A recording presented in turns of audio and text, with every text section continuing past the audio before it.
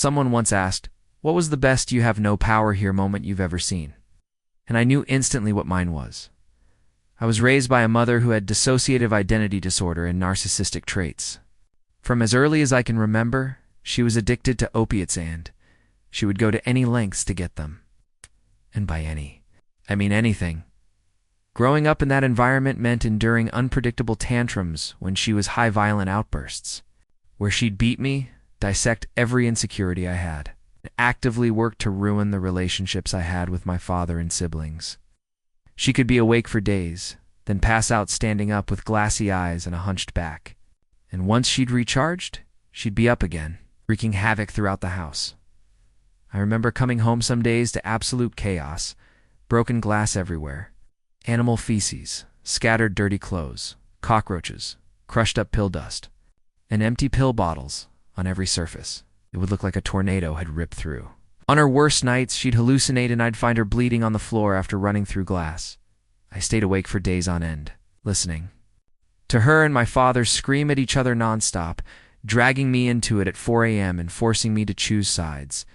She abandoned me more than once, sometimes in the middle of nowhere, to go meet her sugar daddies, even though she was still married to my dad.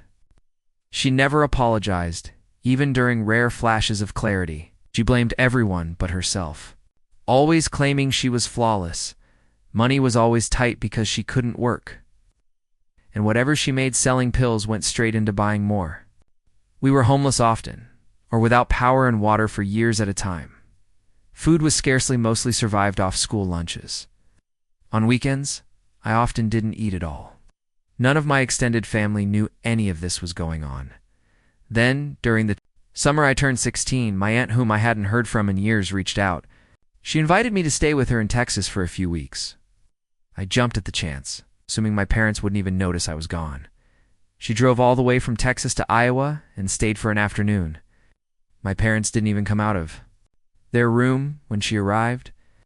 The house looked clean when we left, but when we came back, the storm had returned. On the drive to Texas, she told me what disturbed her most wasn't the state of the house, was how I didn't react.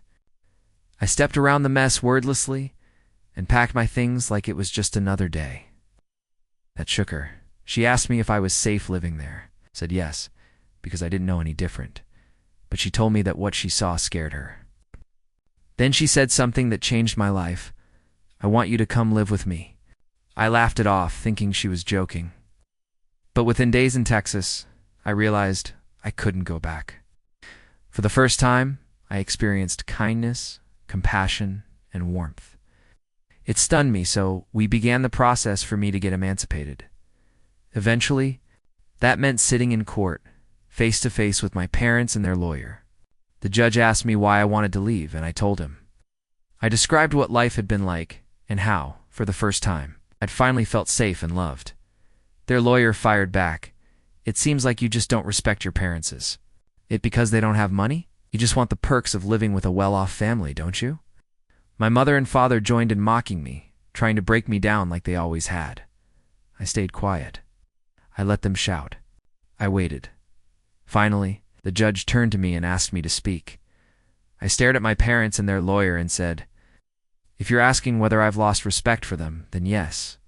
But it's not about money. It's because they've failed me in every way that matters." Just as I was finishing, my mother started yelling from across the table, calling me a liar. Just like always. But then it happened. The room fell dead silent. My mother stared at him, stunned. He looked at her coldly, and then over to the bailiff, who walked over and ordered her out of the room. Still frozen, she was escorted away. The judge turned to me, my aunt, my father, and their lawyer, said, "I am truly sorry you've had to endure this for so long. There's nothing else you need to say. It's clear your parents are unfit. You'll return to Texas with your aunt. Our social workers will follow up regularly. You deserve peace. Make the most of your second chance. Good luck, young man." The gavel fell again. But in that moment, all I could hear was the ringing in my ears and feel the tears. Finally breaking through, my father and his lawyer were quietly removed from the courtroom. It's been 7 years. Since that day, I've grown up, built a good life.